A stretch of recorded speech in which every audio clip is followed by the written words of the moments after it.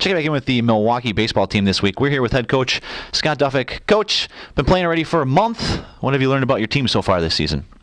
We're tired. We've been driving around or flying around the country. No, we've put ourselves in some pretty adverse situations purposely, and we've got to see a little bit of everything. We've seen power arms, we've seen matchup lefties, we've seen teams with good team speed, team power. It's been a great challenge, and I think it's been a real learning tool for our guys.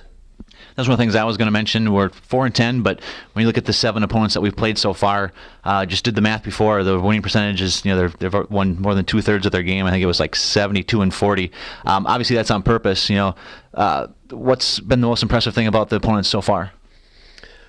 Well, I think if you look at it, all but one of those teams was in the NCAA tournament a year ago. And that one, notwithstanding, is Minnesota, which lost in the Big Ten championship.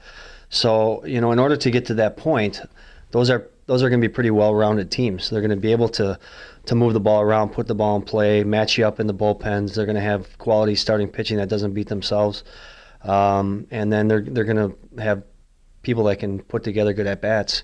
And so that's exactly what we schedule, and that's exactly what we've seen. And so that is by design, and the idea is to try to learn on the fly. This is a young group, and there's no substitute for that type of experience. You can't practice it, so you got to live through it. Pitching was strong last season. That's kind of carried over so far this year. Look at your weekend starters: Eric Semmelhack, Cale Tassi, Mike Schneider. Guys like that have, although they may not have the win-loss results to show for it, they've had their names among the league leaders in ERA, innings, and now strikeouts. Talk a little bit about those starters. Those guys have just done a great job of keeping us in games and giving us an opportunity to win.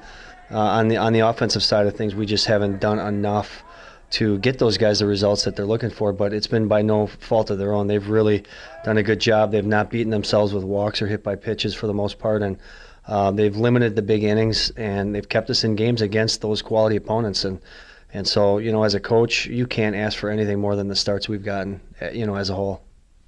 Went out to San Diego earlier this season to play in the Aztec Invitational. One of the games there, he took on a San Francisco squad, down 5-1 in the ninth, come back, score 5 runs in the ninth, win 6-5. Further research has now shown that was the greatest comeback in our Division I history in the final inning of a game. Yeah. Talk a little bit about what you were thinking as that inning progressed. Well, it was 5-1, and we were really on our heels going into that inning, and we pinch hit a guy. He got a base hit. They walked a guy or two, and then they made an error, and that's the way the game works. If you don't get the outs when you're supposed to get them, and you give a team extra opportunities, good things like that for the Panthers can happen. And just the resiliency of not laying down was really encouraging. And then Capasso had come up with just a huge the 2-out double, and that was a great way to start our trip. That's for sure. It's a lot of fun. It's the start of league play. Everybody's 0-0. What kind of approach do you take into the game like that then? 0-0. The score is 0-0, and our records are 0-0. And those records early on in the year, I think for the northern climate schools can be a little bit misleading. They're dealing with a lot of the same things that we're dealing with. So we don't take any stock in any of that. You're going to have to make good pitches. You're going to have good at-bats, and you're going to have to make routine plays. And whatever team does that is going to be the one that finds themselves on top. And so we're going to respect every opponent, and whether they're 0-12, 12-0, they're a good team, and we have to do those things to win.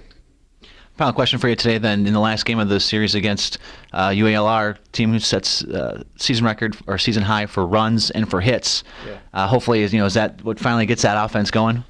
Well, I sure hope so. We've seen some incredibly good pitching. I've been here quite a long time, and I don't remember seeing the quality of pitching that we've seen to this point. We've seen guys, obviously, that have, but just day after day, every day out, it's been 92-94 with good secondary stuff. I mean, it really has been double-A pitching. It's been very, very good. So it's been a challenge. I'm hoping that the schedule will turn a little bit, and that should loosen up. And like you said, I think hopefully, we scored 10 runs in the last game. We scored 5 runs, I believe, in the last inning of the game before that can relax. And guys can start to regain that confidence and edge. And as you know, confidence is just such a huge factor as a hitter.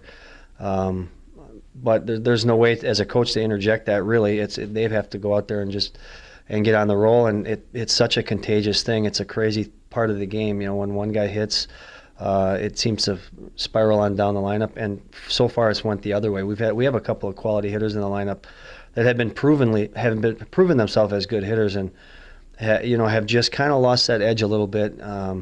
And hopefully this weekend, we can get it rolling again. Well, thanks for your time today, and good luck against the Penguins. Yeah, thanks a lot. Appreciate it.